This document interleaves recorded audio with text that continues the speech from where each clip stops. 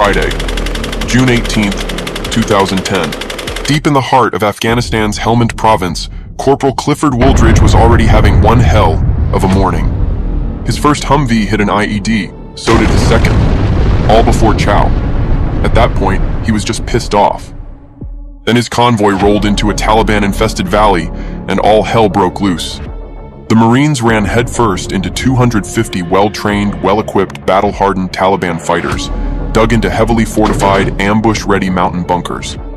RPGs screamed from the ridgelines. Machine guns opened up from the flanks. It lit up like the 4th of July, but no one was celebrating. And Clifford? He just about had enough. He didn't wait for permission or backup. He just grabbed his M249 saw and took off. Uphill, across open ground. No cover. Before anyone could blink, Wooldridge had flanked the entire enemy position, completely alone. But he didn't mind. Clifford, the big red devil dog, was in his happy place, off the leash, and unleash he did. Clifford released a hellstorm of 5.56 on 15 Taliban in front of him. 9 dropped before they even knew what hit them. Very Marine.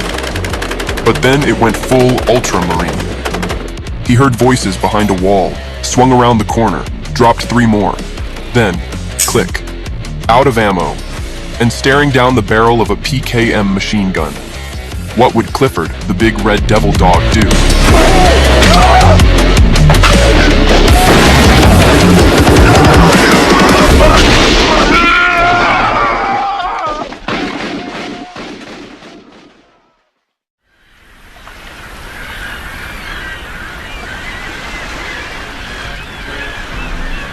Clifford Wooldridge was born June 20th, 1988, in Port Angeles, Washington, the youngest of 3 kids in a blue-collar family.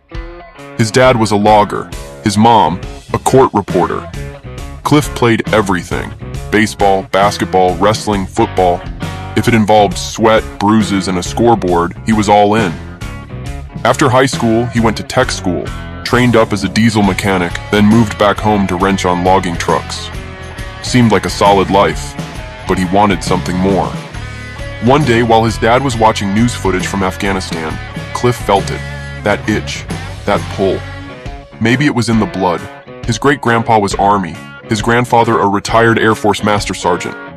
Either way, the message was clear. It was time to do something bigger. So Cliff took his lunch break and walked into a recruiting station. The Marine recruiter told him he could be a mechanic. He said, "No thanks, I want to kick indoors." 2 weeks later, 19-year-old Clifford Wooldridge was standing on the yellow footprints at MCRD San Diego. After completing infantry school, Wooldridge was assigned to 3rd Battalion, 7th Marines, based out of 29 Palms, California. Known for its extreme heat and endless live-fire exercises, 29 Palms was a proving ground where Marines trained hard for the fight ahead. And as Commander-in-Chief, I have determined that it is in our vital national interest to send an additional 30,000 U.S. troops to Afghanistan.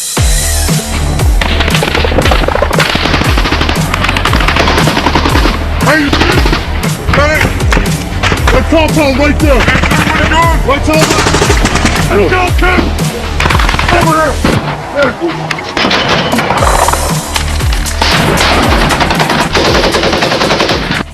In December 2009, President Barack Obama authorized a 30,000 troop surge into Afghanistan.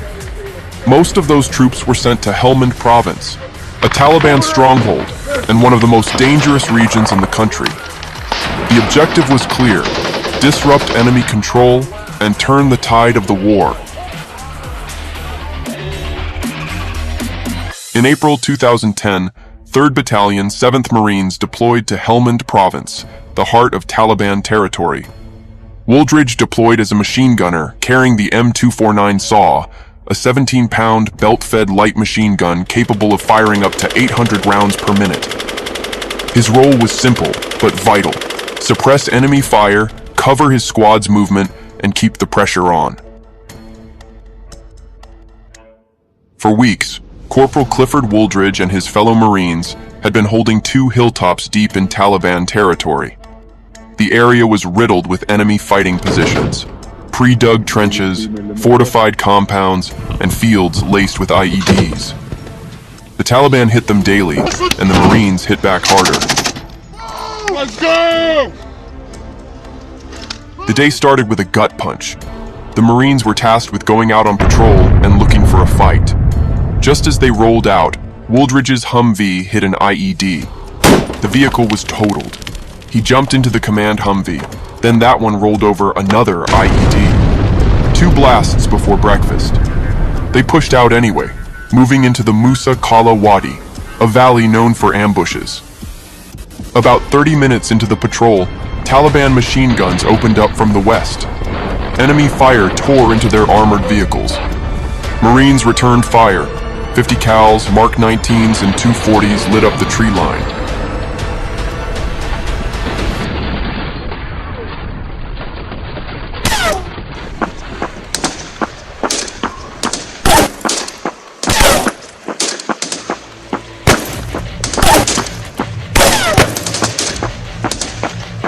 Wooldridge had enough.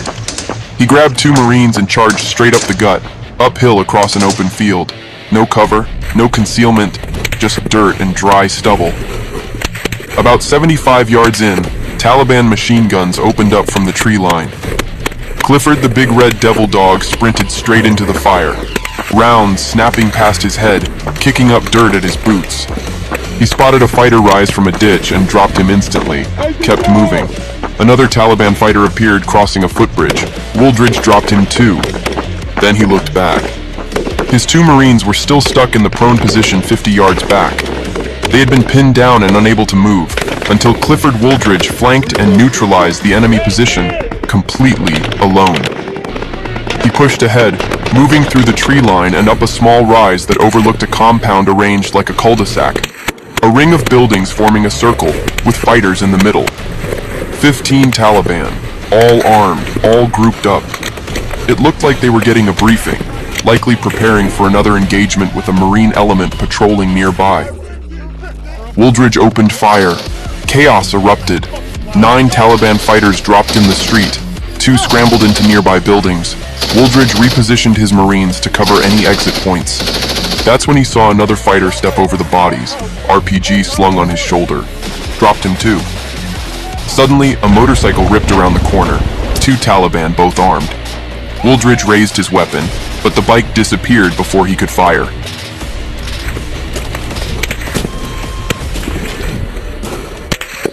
He followed the direction the bike had come from, alone, down a narrow alley with 15-foot-high mud walls on either side. Near the end, he heard voices. He moved closer, peeked around the corner and saw 4 armed Taliban fighters. Wooldridge stepped out and opened fire, killing 3 on the spot before his saw ran dry. Wooldridge tried to bluff the last guy, raising his empty weapon and shouting, "Put your gun down!"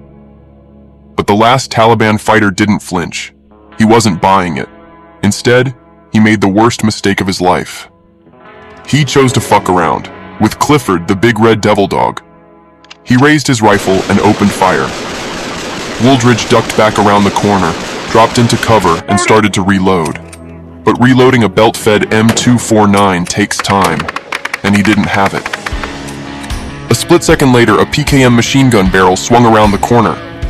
Wooldridge grabbed the barrel, yanked the fighter into the alley, and the 2 went to the ground in a brutal hand-to-hand struggle.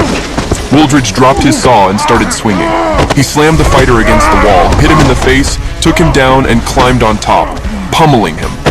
The Taliban fighter screamed and reached for the frag grenade on Wooldridge's body armor. Wooldridge jumped back, grabbed the Taliban's PKM and pulled the trigger. Click. It was empty. So, Clifford proceeded to beat that Taliban to death with the butt of his own rifle.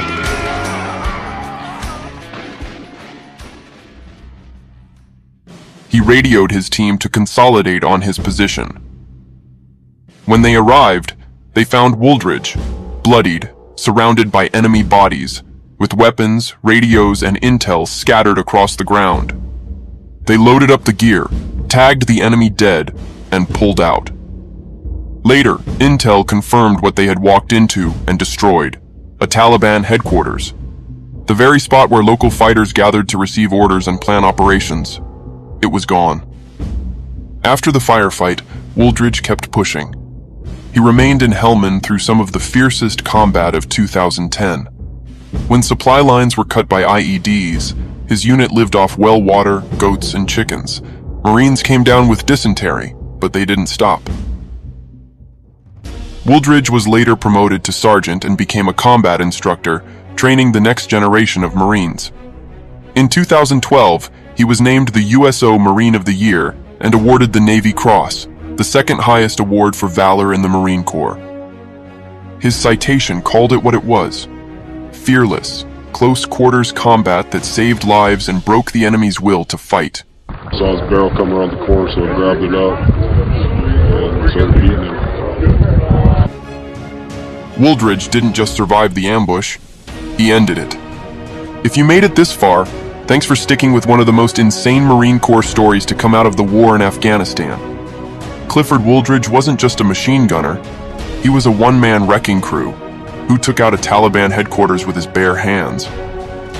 Now tell me, does Wooldridge belong on the all-time list of Marine legends? Drop your take in the comments. And if you think more Americans should hear stories like this, hit that like button, share it, and subscribe. You'll find links in the description to the official sources used for this video, including Wooldridge's Navy Cross citation and first-hand interviews. Because devil dogs like Wooldridge, they don't retreat, they reload. Semper Fi.